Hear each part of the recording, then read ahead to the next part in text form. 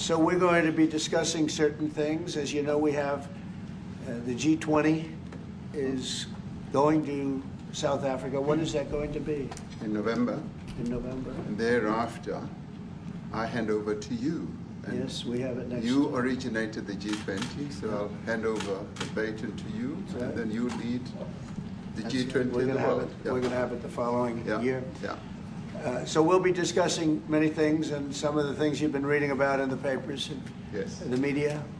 And I would say that, look, the president is a truly respected man in many, many circles, and in some circles he's considered a little controversial.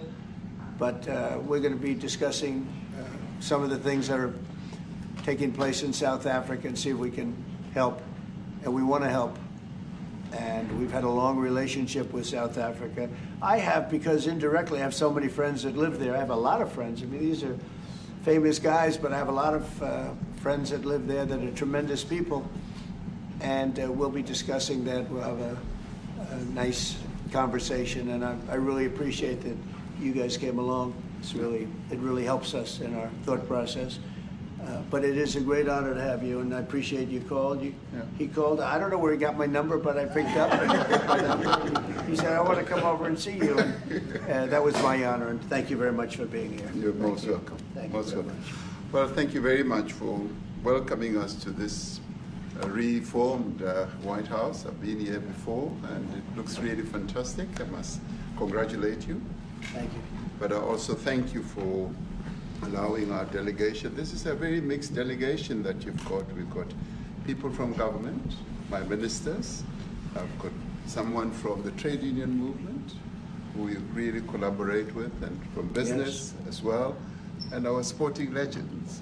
When I spoke to you, you said, yes, come along and bring Gary Player, bring any else, and Retief Goosen. I've brought the two of them.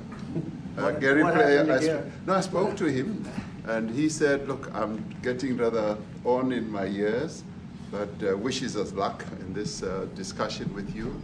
So it's a real joy, and I'd also like to thank you for allowing your people to start discussions with us at the trade level. I mean, we are essentially here to reset the relationship between the United States and South Africa. We are long-standing partners in many, many ways. We've collaborated in many fields, in space issues, in energy, and in trade, and we therefore need to reset that, particularly in the light of some of the announcements that you made on trade and investment. So we want to advance more trade between the two of us, two countries, and our people now have been empowered by yourself and by myself to start engaging, and we hope that we will be able to fuel that engagement during our talks. And we also want to discuss issues that have to do with how we promote further investments in both countries. We've got about 22 companies from South Africa that have invested in the US. That's creating a number of jobs. And similarly, you've got almost 600 companies that have invested in South Africa, and some of them have been in South Africa for more than 100 years. That's true. So our links are really long-lasting, and we would like to recalibrate those relations between our two countries and discuss a whole range of issues, geopolitical, the work that you're doing to bring peace around the world, in Ukraine and in the Middle East. So we value that, and we are also a great contributor to peace processes that are going on around the world. And of course, we want to discuss how we can support each other.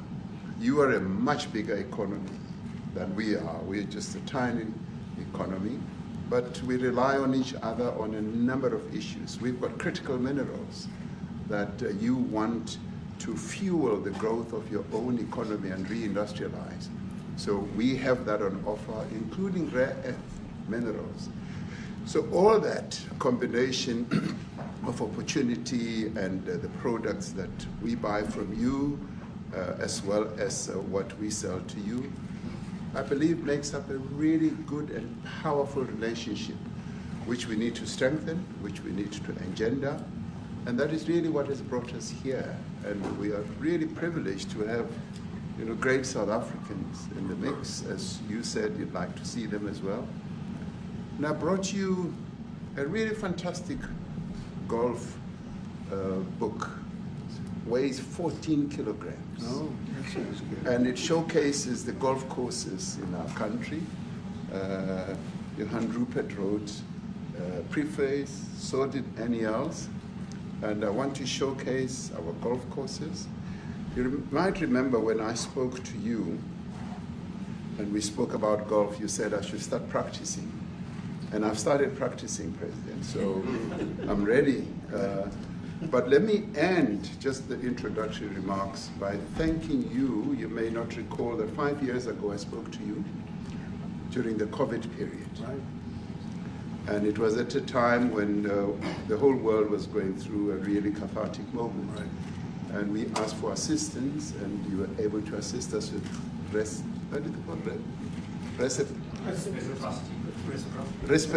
yeah. Respirators, and you kept to your word, and you delivered respirators to us. We didn't have as many in our country, and it really helped to help us deal with COVID. So I'm here also to say thank you and to thank the people of America for having helped us during a really difficult time. Being the small economy that we are, we needed help from around the world. And you were there to provide that. So thank you very much. I remember the call. Yeah, We sent 150 respirators. We became the respirator king. We started making them. Nobody had them.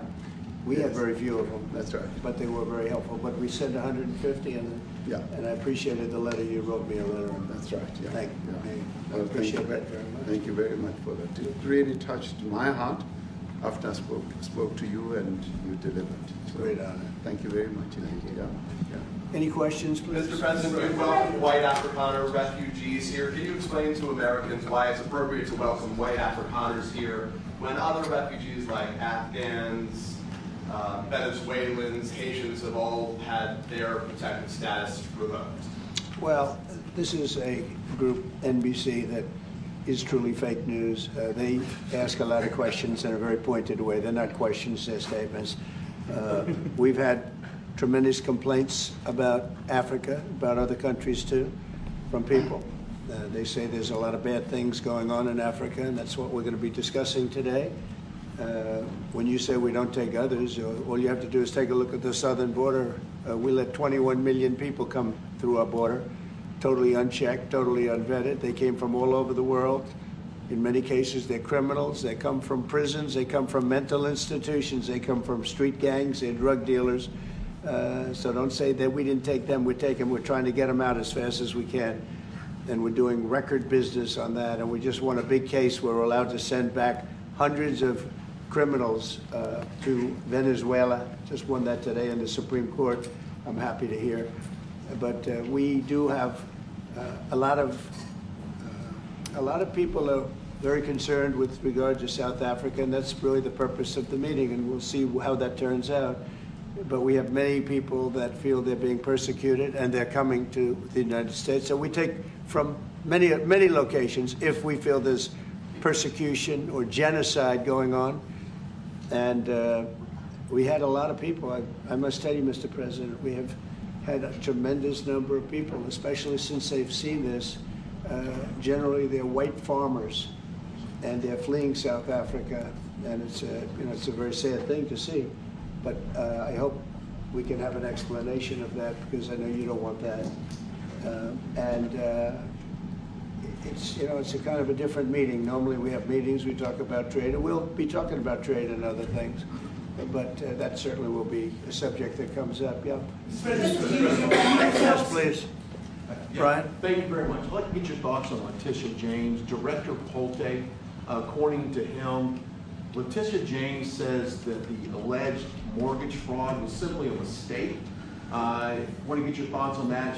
She put down that her father was her husband in order, and this is very similar to, I guess, the false attacks they have on here. Well, I don't know what it is currently, but Letitia James, who's the Attorney General of New York State, it seemed, I'm not involved in that at all. I know it's being handled by various groups, I guess, but it's major fraud, mortgage documents and fraudulent everything. I think she said the father was her husband, which she had to have a husband, or so she chose her father, and she put it down. And she had didn't she sign in Virginia? Yet she said she lived in Virginia. Yet she's the New York State Attorney General. She did that for tax reasons, so she could take advantage of taxes. And she had the wrong number of units. She had a much different number, which wouldn't have allowed her to qualify and scam the government. So I don't know. I think she's very bad for New York, but I really don't know too much about it. But I appreciate the question. Yes, thank you very much. Yes. Mr. President, what's the for you to be convinced that there's no genocide? Please. Thank you, Mr. President.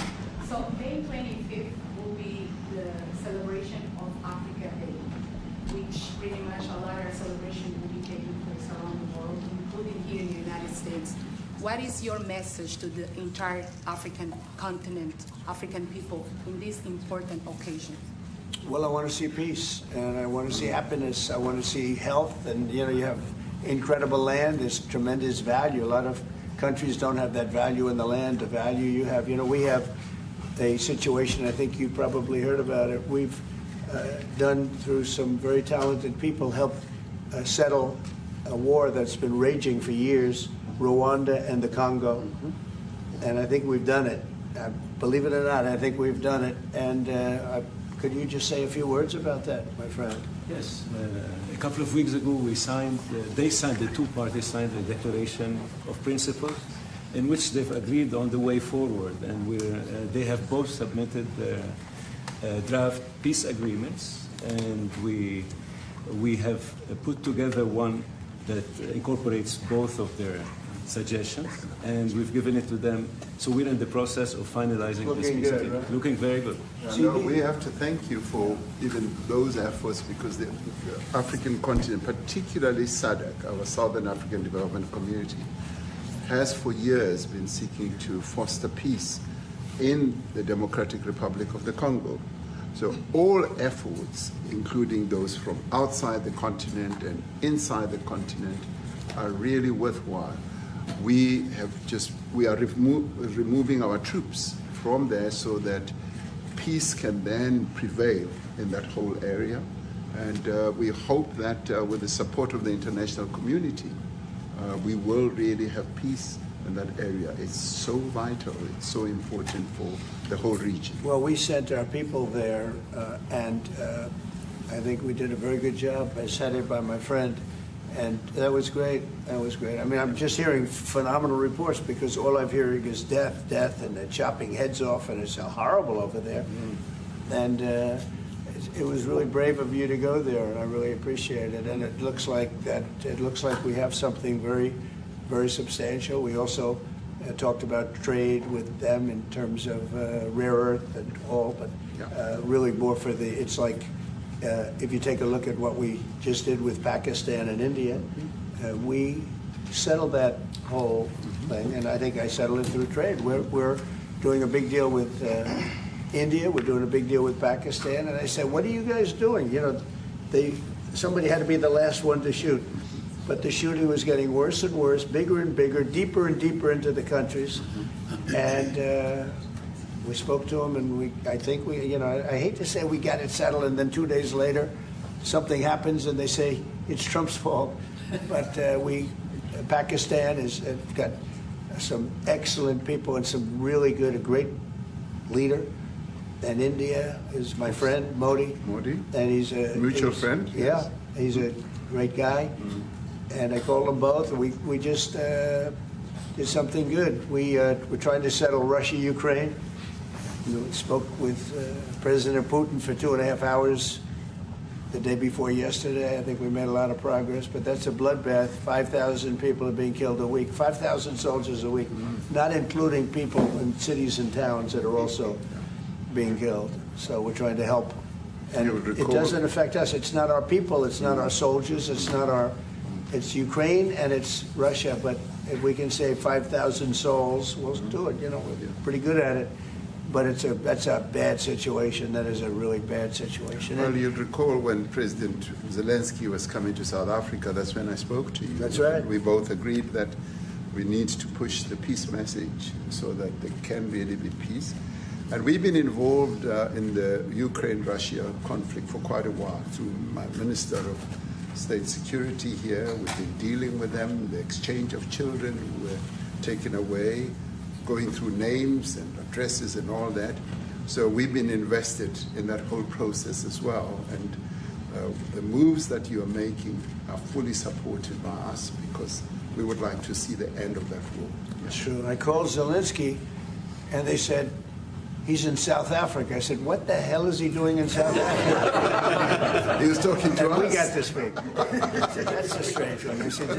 I said, what are you doing in South Africa? Yes. That's a strange one. He's trying to make peace. He's doing something. Him, you know, we were lucky because we had the great Nelson Mandela who taught us how to create peace, to make peace. So we were imparting some of those lessons to him, some of those learnings. And I specifically mentioned to him that this is how Nelson Mandela taught us that when you want to have a peace in a country, do it on an unconditional basis and sit down and talk. And that's precisely what I'm sure he's going to heed. Well, we're going to see what happens with that one. It's there's a lot of hatred. Yeah. There's a lot of death. It's a bloodbath. It is. I get the Unfortunately. I get the satellite pictures of that field, of that killing field. Mm-hmm. You never saw anything like it in your life. It's horrible. It's a horrible thing that goes on, but I think we've made big progress. Yeah, please, go ahead. Thank you, Mr. President. Gaza No, not yet. Is it me? I wanted to ask Mr. President, what is Questions, that? Yeah, from South Africa. What are you expecting on the ICJ case? Are you expecting South Africa to drop that? Is that what you try to? On which case? The ICJ The International case Israel, Criminal Justice. International Criminal Court. I don't expect anything, to be honest. I really don't. I don't know. It's they've got a case. There's a lot of anger there, tremendous anger. I don't expect anything. We'll see what happens. We'll have a ruling, and who knows what the ruling is going to mean. Yeah. On that subject of Gaza, Mr. President, are you going to be speaking to Prime Minister Netanyahu about Israel's renewed offensive there? There's been a lot of concern from European countries. The Pope has expressed concern. Are you going to be asking Prime Minister Netanyahu to tone down the offensive in Gaza, to let more aid in? Was that a question or a statement? It's a question. This guy's, you never change. Mr. President, this Go time, ahead, what please. will it take from you for you to be convinced that there's no white genocide in South Africa? Well, I can answer that for President. It's for him. No, seriously. I'd rather have him answer. Yeah, I'd rather answer. It will be. Our president will respond to you. Yeah, let me. Thank you, Mr. President. It will take President Trump listening to the voices of South Africans, some of whom are his good friends, like those who are here. When we have talks between us on around a quiet table, it will take President Trump to listen to them. I'm not going to be repeating what I've been saying. I would say if there was Afrikaner farmer genocide, I can bet you these three gentlemen would not be here, including my Minister of Agriculture. He would not be with me. So it'll take him, President Trump, listening to their stories, to their perspective. That is the answer to your question. But, Mr. President, I must say that we have, wait. We have thousands of stories talking about it. Sure. And we have documentaries, we have news stories, and that. Is Natalie here, somebody here to turn that? I could show you a couple of things, and it has to be responded to. Yeah, sure. Let me see the articles, please, if you would, and turn the lights down. Turn the lights down, and just put this on. It's right behind you, Johan. There's nothing this parliament can do. With or without you, people are going to occupy land. We require no permission from you, from the president, from no one. We don't care. We can do whatever you want to do. Who are you to tell us whether we can occupy land or not? We are going to occupy land. South Africa All right.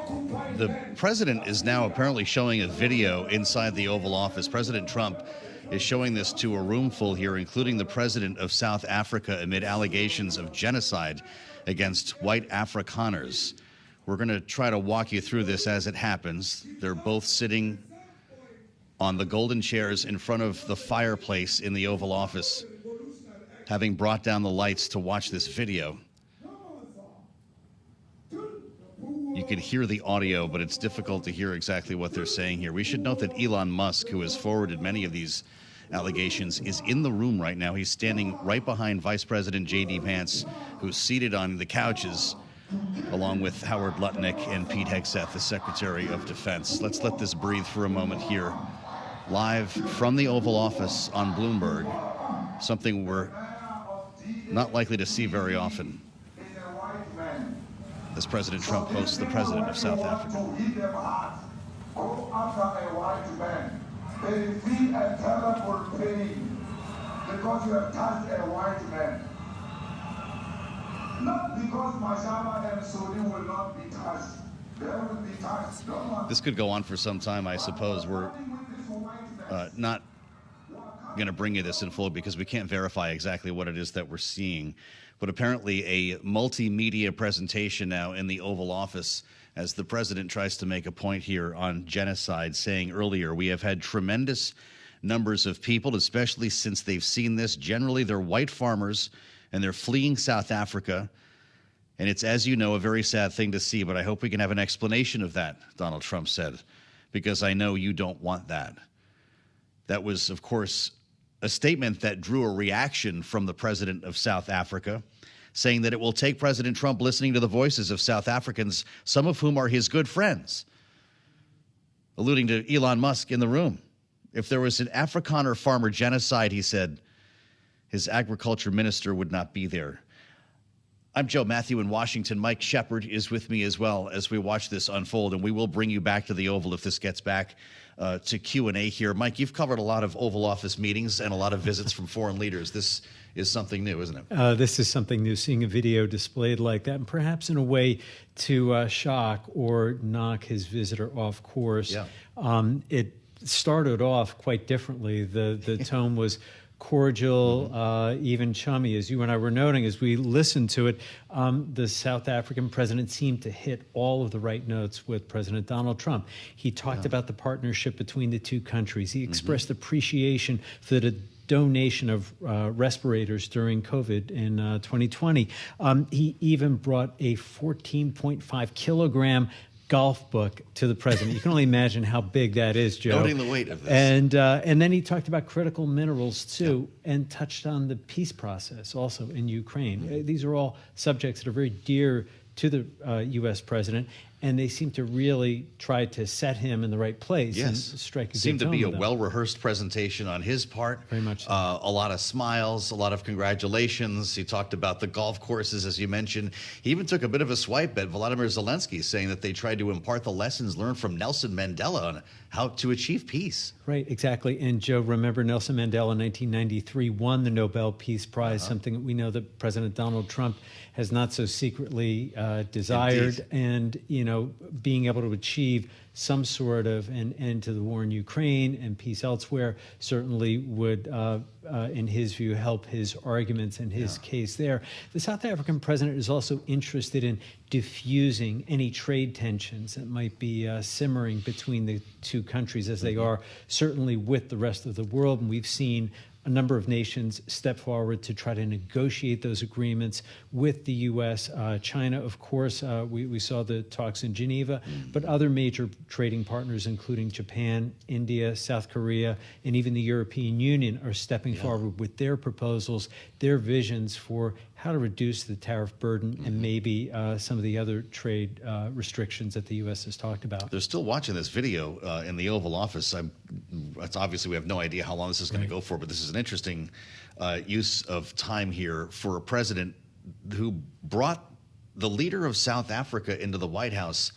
For what exactly? Is this supposed to be a public shaming, or will there be other takeaways? Are they going to hammer out some kind of a trade deal? It's a great question about where they are with trade, because we have not heard very much about talks being very advanced Yeah. with South Africa. In fact, there have been a flare-up of tensions at the start of the administration, including over these unproved allegations of genocide against white farmers. And Trump has even altered refugee rules to restrict the entry of asylum seekers from many countries. Now, I believe, Mike. Let's bring him back to the Oval Office and listen live. This is President Trump again on Bloomberg. States Air Force, which is a very nice thing.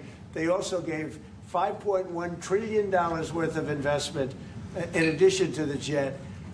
Go back, you ought to go back to your studio at NBC, because Brian Roberts and the people that run that place, they ought to be investigated. They are so terrible the way you run that network, and you're a disgrace. No more questions from me. Go ahead. Go ahead, talk about that. His name is Peter something. He's a terrible reporter. If they're committing genocide, why invite them to the White House? I'll be quiet. Sure, that's my question now. Let's go. Thank you so much, President Trump. Anna Pilaston from ENCA in South Africa. Thank you very much. Thank you very much, too. What would you like President Ramaphosa to do about the situation? I don't know. Seen on the screen? I don't know. Look, these are articles over the last few days. Death of people. Death, death, death, horrible death. Death, I don't know. But you know that To pick anyone, white South Africans are fleeing because of the violence and racist laws. And this is all, I mean, I'll give these to you. No, I'd like So to- when you say, what would I like to do? I don't know what to do. Look at this. White South African couples say that they were attacked violently.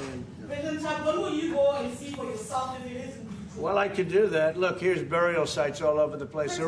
These are all white farmers that are being buried. And he asks about a jet that was given. You ought to be ashamed of yourself. You know, you are so bad. You're such a bad reporter. If they're committing genocide, why invite them? So if they are committing genocide, why invite the South Africans to the White House? May I finish, please, President Trump? Mr. President This Trump, is one after another. This family was wiped out. I'm just looking. Can we get a President response from Ramaphosa, President can you give us Ramaphosa? your reaction to those videos, Mr. President? President Trump, would you- Well, I think the videos are so. No. When you look at the videos, I mean, how does it get worse?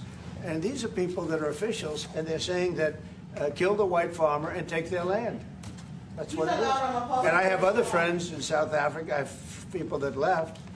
One in particular that says you can't go there. He said they want to take your land. They take your land and they kill you. It's okay, and they say it's okay to do. Now we're going to talk about it. We're going to. But this is a tremendous look. This is a story recent. Yeah. These are all people that recently got killed. Yeah. And I don't know how it can get any worse. These are. And you know, the men that you saw, the people that you saw in that movie, those are officials. Those are people that were in office. They had one march. They had a dance in your parliament, whatever you may call it, legislature. But let me clarify that. Yeah. Let me clarify that, because what you saw, the speeches that were being made, one, that is not government policy. We have a multi-party democracy in South Africa that allows people to express themselves, political parties to adhere to various policies, and in many cases, or in some cases, those policies do not go along with government policy. Our government policy is completely against what he was saying, even in the parliament. And they're a small minority party, which is allowed to exist in terms of our constitution. But you do allow them to take land. No. You do allow them to take land. Nobody can take land. And then when they take the land, they kill the white farmer. And when they kill the white farmer, nothing happens to them. No, there is nothing happens to them. There is criminality in our country. People who do get killed, unfortunately through criminal activity, are not only white. The majority of them are black people.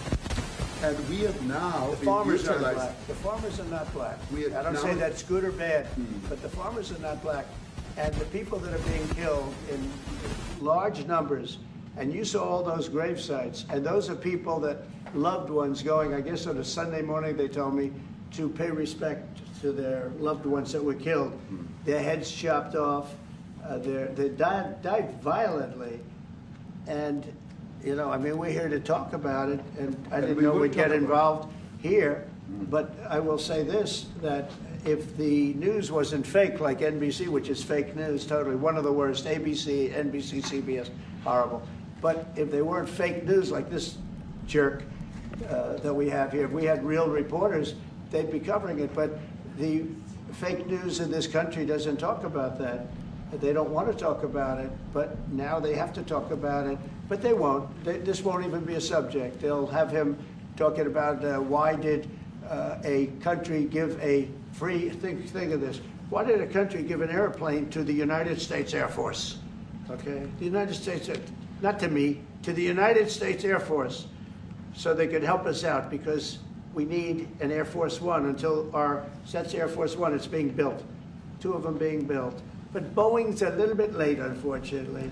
So why did they give us a plane to the United States Air Force? That's what that idiot talks about after viewing a thing where thousands of people are dead. I'm sorry, I don't have a plane to give you. I wish you did. I'd take it. I would take it. If your country offered the United States Air Force a plane, I would take it. Okay.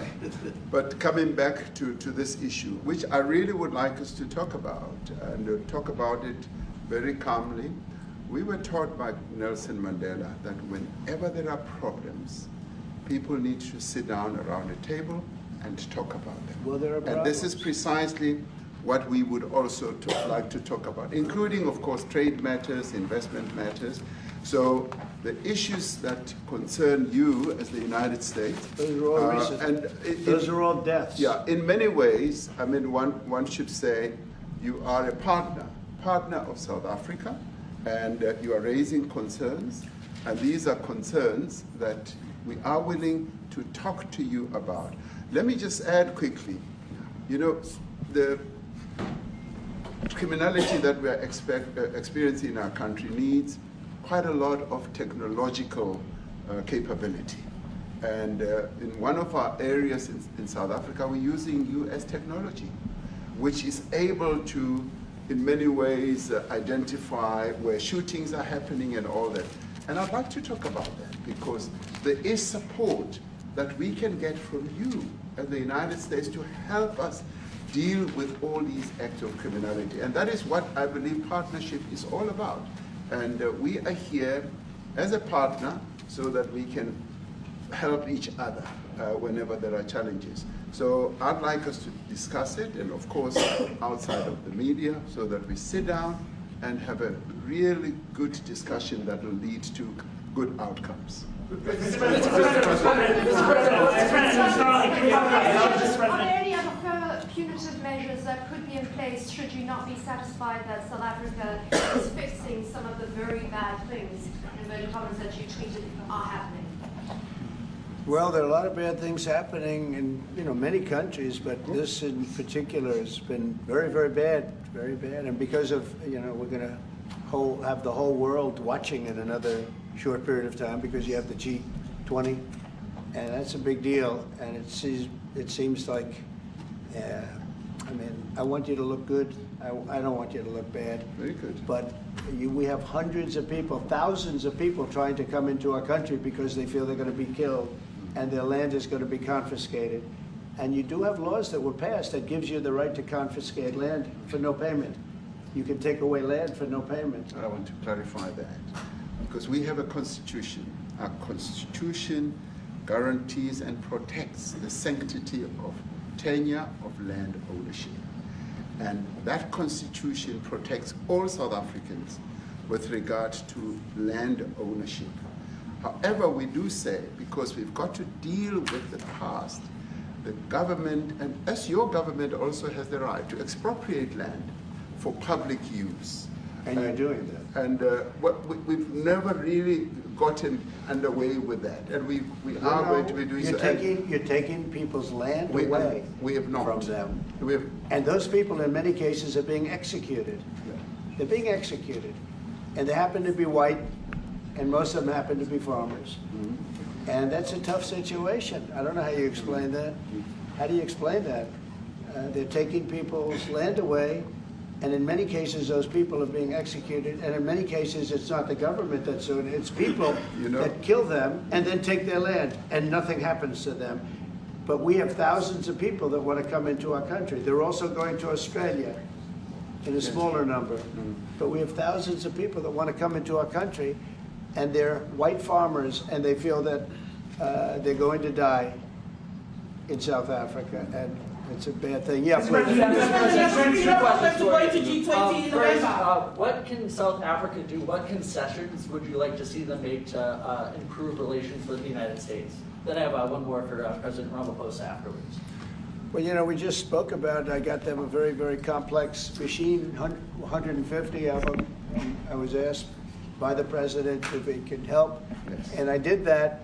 And, you know, I have great feeling for all countries. Look, I deal with all countries, but I have a great feeling for South Africa because I have friends. I have a couple of friends, a few friends here today. I have many friends from South Africa, but many of those friends are not, they can't go back. I have, Elon is from South Africa. I don't want to get Elon involved. That's all I have to do, get him into another thing. But Elon happens to be from South Africa. This is what Elon wanted. He actually came here on a different subject, sending rockets to Mars, okay? Yes. He likes that better. He likes that subject better. That's right. But Elon is from South Africa, and I don't want to talk to him about that. I don't think it's fair to him. That's right. But I will say that people are fleeing South Africa for their own safety. Their land is being confiscated, and in many cases they're being killed. And that scene of, you see how many crosses they have. Those crosses, that's a dead person in every one of them. And those trucks or cars are paying their respects to all of those dead people on a Sunday morning. That's a rough thing to explain away. And the problem we have, and the way, you know, a correct and a fair media exposes things. But we have a very corrupt media. They won't even report this. If this were the other way around, it would be the biggest story. Now, I will say apartheid, terrible. That was the biggest story. That was reported all the time. This is sort of the opposite of apartheid. What's happening now is never reported. Nobody knows about it. All we know is we're being inundated with people, with white farmers from South Africa. And it's a big problem. Marco Rubio was telling me he's never seen anything like it. The numbers of people that want to leave South Africa because they feel they're going to be dead very soon. Yes, please. I was going to say, Brian, go. If I could just ask you a question. 72% of farmers in your country are white. If they flee, do you feel that maybe the economy could collapse? You may not have a gap to fill in those people that need to replace those farmers. You know, I'd like my Minister of Agriculture, who is white, who comes from an opposition party to mine, who's joined my government at my invitation to address this very issue, including the question that you've just raised. John? Thank you very much, Mr. President. Yeah. Mr. President, thank you for welcoming us to the White House. I would say we have a rural safety problem in South Africa. I don't think anyone wants to candy coat that. And it requires a lot of effort to get on top of it. It's going to require more policing resources. It's going to require a different strategy to be able to deal with it. But certainly the majority of South Africa's commercial and smallholder farmers really do want to stay in South Africa and make it work. And I've just come from the largest agricultural show in the Southern Hemisphere with organized agriculture and farmers, and the majority of them want to stay. But they too there have a memorial to those who've died as a result of farm attacks. And as the Minister of Agriculture, it is something that I'm particularly exercised with my colleagues at police and my colleagues in the justice cluster to start making farm attacks and stock theft a priority crime. And it affects all farmers in South Africa, particularly stock theft. It has a disproportionate effect on smallholder black farmers. I also want to just say this, that the two individuals that are in that video that you've seen are both leaders of opposition minority parties in South Africa, in Nkonto Wesizwe under Mr. Zuma, and the economic freedom fighters under Mr. Malema. Now, the reason that my party, the Democratic Alliance, which has been an opposition party for over 30 years, chose to join hands with Mr. Ramaphosa's party was precisely to keep those people out of power. We cannot have those people sitting in the union buildings making decisions. And that is why after 30 years of us exchanging barbs across the floor in Parliament and trying to get one over on each other, we've decided to join hands precisely to keep that lot out of government. Because the day they get in to the doors of the union buildings in South Africa or control of our Parliament, that's what you're going to see. And that is why this government, working together, needs the support of our allies around the world so that we can strengthen our hand, grow our economy, and shut the door forever on that rabble getting through the doors of the union bodies, because then South Africa's future would be... So you denounced that type of language in the video that you saw? Oh yes, we've always done so. As government, as my own party, we are completely opposed to that. We, in 1955, adopted a document which said South Africa belongs to all who live in it. But why wouldn't you arrest that man? That man said, kill the white farmers, kill the white farmers. And then he danced, and he's dancing, and it's kill the white farmers. I'm not sure, but I think if somebody got up in Parliament and started saying kill a certain group of people, he would be arrested very quickly. That man is going all over South Africa, and that's not a small party. That was a stadium that holds 100,000 people, and I hardly saw an empty seat. That's a lot of people. That's a lot of representation. And those crosses, we have dead white people, dead white farmers, mostly. And you take a look at Australia, they're being inundated, and we're being inundated with people that want to get out. And their farm is valueless, it's valueless, and they just want to get out with their life. And this is a very serious situation. And if we had a real news or real press or media, we don't have that because they won't talk about this because they're all guys like that idiot.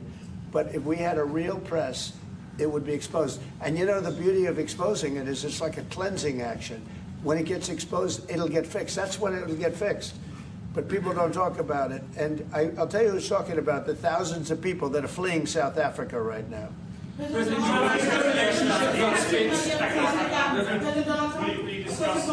you discuss USAID, the devastating impact the cuts are having across the African continent? Yeah, well, it's devastating, and hopefully a lot of people are going to start spending a lot of money. And I've talked to other nations. We want them to chip in and spend money too. And we've spent a lot. And it's a tremendous problem going on in many countries. A lot of problems going on. The United States always gets the request for money. Nobody else helps, as you know. Europe doesn't help. Europe hasn't given anything. All they do is sue our companies. You know, they sue Apple, and they sue all of our companies.